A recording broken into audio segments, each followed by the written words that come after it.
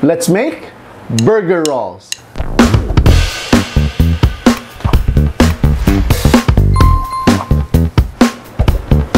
So, wow.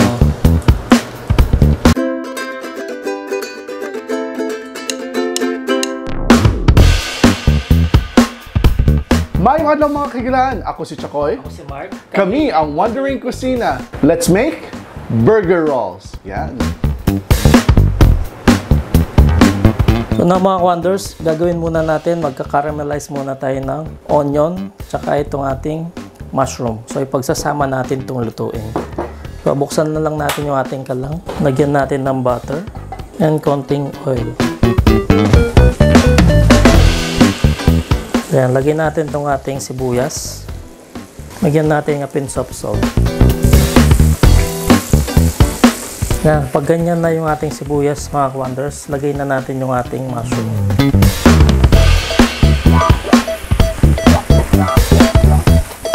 Lagyan lang natin ng pepper powder, half a teaspoon. So yan mga wonders, balikan natin kapag okay na itong ating mushroom tsaka yung onion. So yan mga wonders, ganito na yung itsura niya after 5 minutes natin siyang minuto. So now, tanggalin na natin siya sa wok. Kunin na natin. Lagay lang natin dito. Yan, so set aside muna natin to. So sunod tayo sa next step. So meron tayo ditong ground beef. 420 grams. So sa same pan natin na linutuan ng ating mushroom tsaka onion, lagay na natin itong ating beef.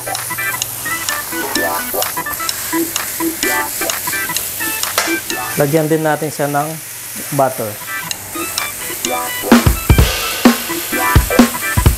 Lagyan natin ng half a teaspoon of pepper and konting salt.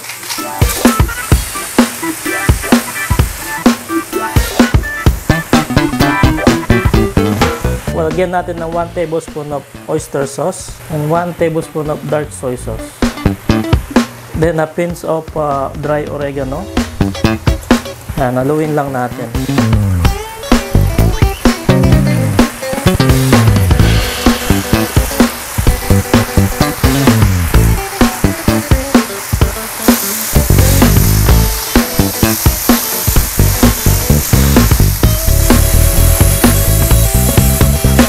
So yan mga wonders, okay na to. So tanggalin na natin.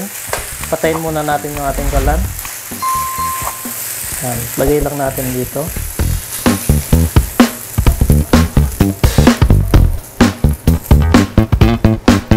Yan, so set aside muna natin to. So now mga wonders, magbabalot na tayo. So gagawin natin, dodoblein natin tong ating wrapper kasi medyo manipis siya. Dodoblein natin siya. So maglagay lang tayo ng isang cheese sa gitna. Then 1 tablespoon ng ground beef na linuto natin. Then yung caramelized onion and mushroom, 1 tablespoon din. So hindi na natin siya lalagyan ng sauce sa loob kasi magdidip na lang tayo. So now ibalot natin.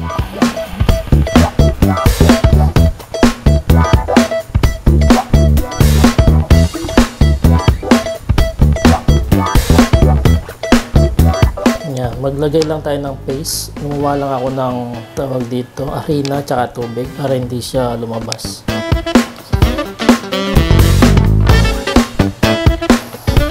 So yan, ganito yung gagawin natin. So ulit-ulitin lang natin to hanggang maubos yung ating mga mixture.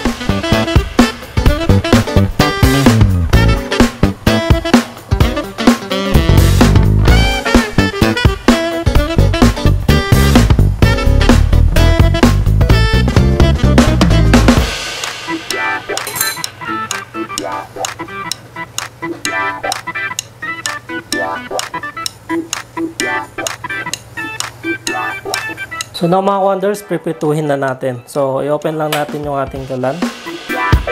Maglagay lang tayo ng oil. So i-deep fry natin to. Ayan.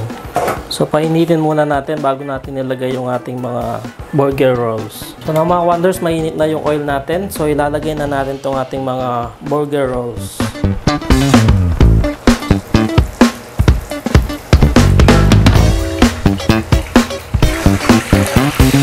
So So yan mga wonders, tanggalin na natin to, luto na siya. So lagay lang natin sa strainer para tumulo yung mantika. So prituin lang natin yung mga iba.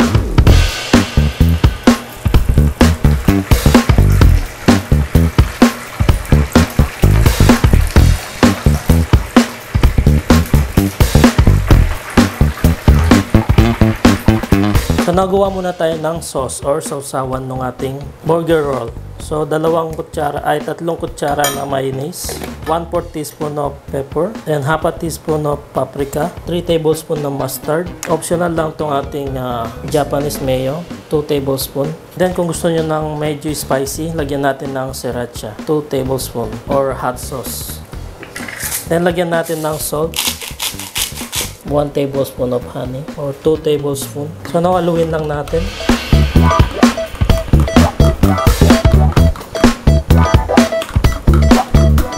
Ayan.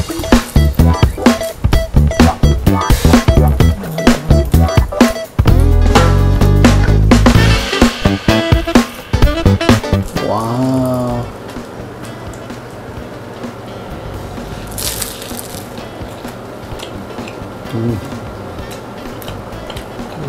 Sarap. So. Wow.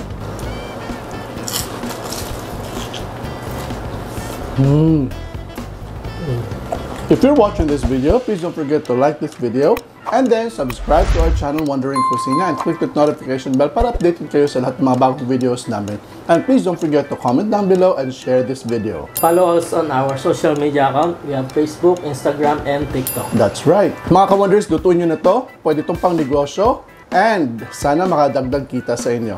Kami ang Wandering Kusina. Ako si Chakoy. Smart. Stay cool, stay safe, stay blessed, and peace.